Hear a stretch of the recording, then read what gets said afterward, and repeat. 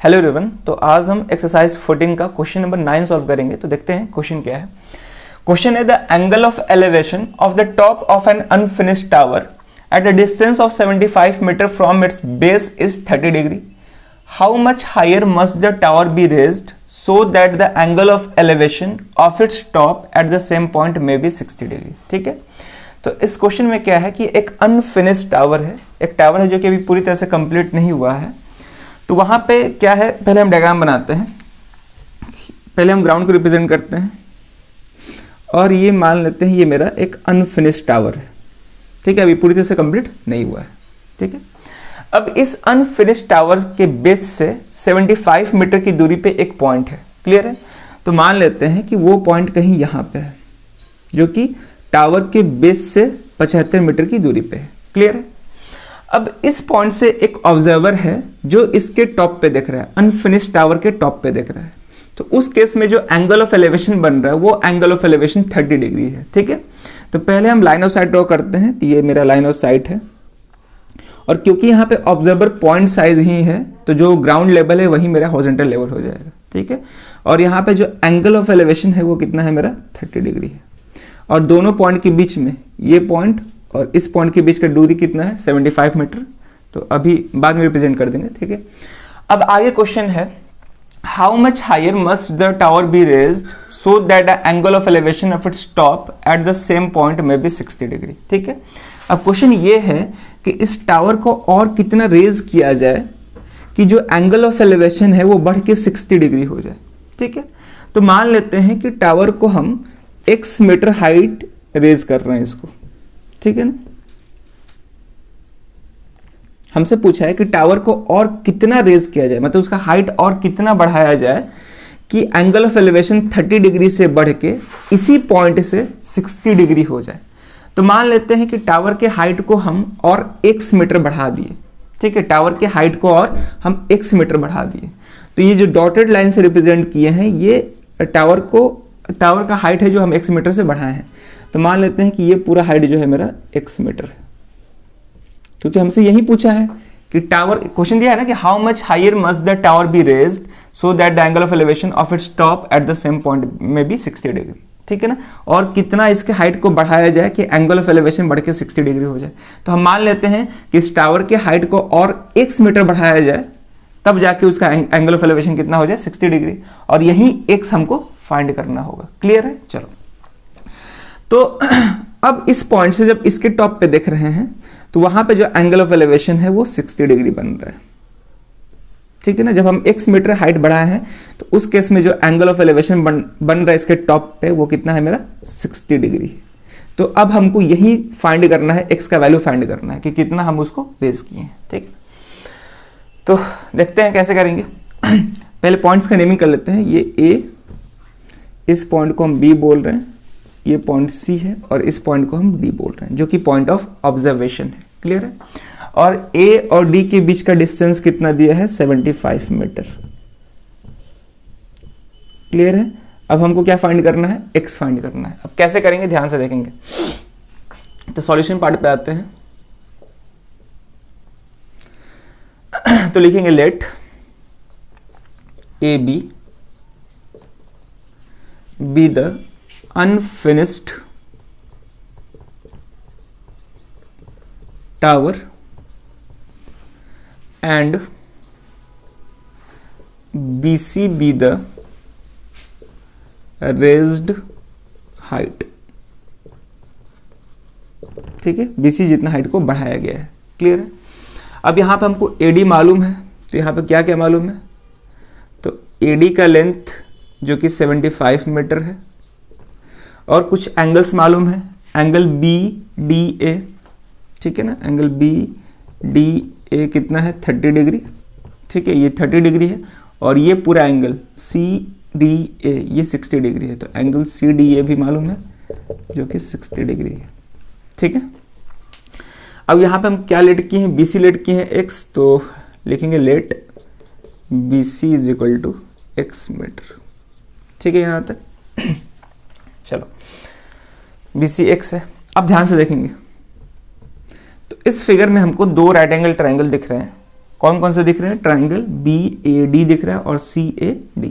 तो दोनों का यूज करके हम x फाइंड करने का कोशिश करेंगे। अब x कैसे फाइंड कर सकते हैं, ठीक है, ये भी एक सवाल है कि x कैसे फाइंड कर सकते हैं।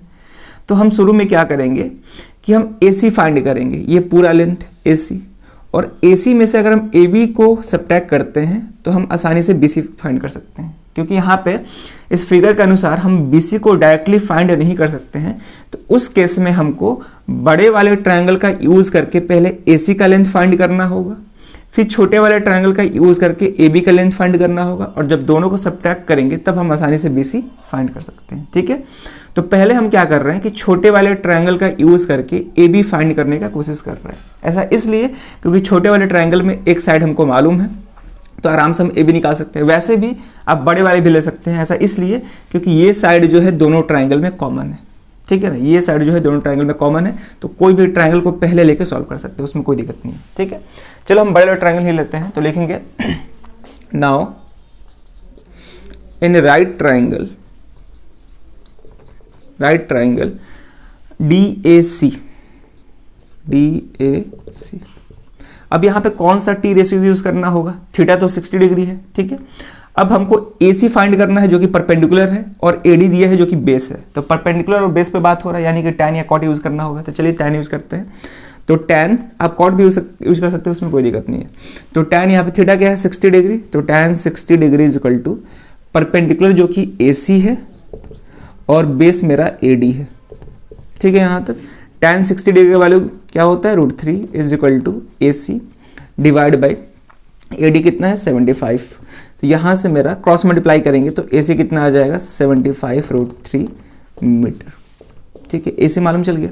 अब हमको AB फाइंड करना होगा, तो AB के लिए छोटा वाला ट्रायंगल कंसिडर करना होगा, ट्रायंगल DAB या BAD। ठीक है, तो लिखेंगे इन राइट ट्रायंगल BAD।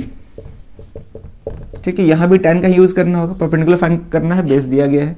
तो tan 30 डिग्री, यहाँ पे थीटा 30 है, तो tan 30 degree equal to perpendicular जो कि AB है, और बेस कितना है मेरा यहाँ 75 ही है। तो पहले लिख लेते हैं AD।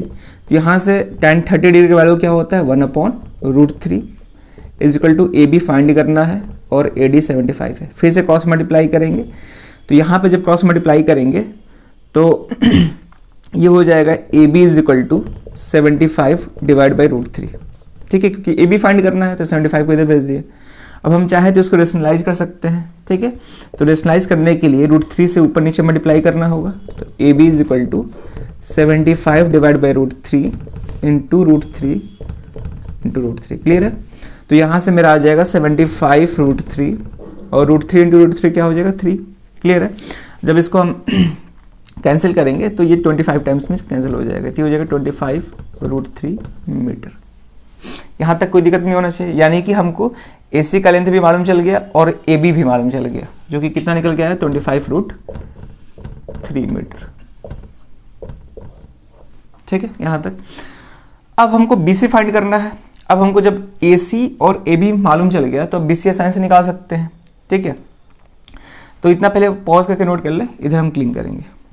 अब हमको BC का लेंथ फाइंड करना है, तो BC को लिख सकते हैं therefore BC is equal to, BC निकालने के लिए AC माइनस AB करना होगा, तो AC माइनस AB। ठीक है, तो AC हम फाइंड किए थे जो कि 75 √3 आया था, उसको हम क्लीन कर दिए थे, 75 √3 आया था। तो यहाँ से AC की जगह पर हम लिखेंगे 75 √3 माइनस और AB कितना है, 25 √3 मीटर। क्लियर है। और BC को हम क्या लेट किए थे, X, तो X is equal to 75 minus 25, तो 75 माइनस 25 कितना हो जाएगा, 50। तो यहाँ से आ जाएगा 50 √3 मीटर। ठीक है, अब √3 का वैल्यू दिया है 1.732, तो यहाँ पे पुट करेंगे तो 1.732, तो कितना निकल के आएगा, 86.6 मीटर। क्लियर है, जब दोनों को मल्टीप्लाई करेंगे तो 86.6 मीटर निकल के आएगा। ठीक है, चलिए, तो ये क्या था मेरा, ये रिक्वायर्ड रेज्ड हाइट है, मतलब टावर के हाइट को और कितना हम बढ़ाते कि एंगल ऑफ एलिवेशन 60 डिग्री हो जाता। तो उस केस में हम अगर टावर के हाइट को 86.6 मीटर और बढ़ाएंगे तब जाके एंगल ऑफ एलिवेशन कितना होगा, 60 डिग्री होगा। ठीक है, चलो तो लिख देंगे लास्ट में, देयरफॉर रिक्वायर्ड रेज्ड हाइट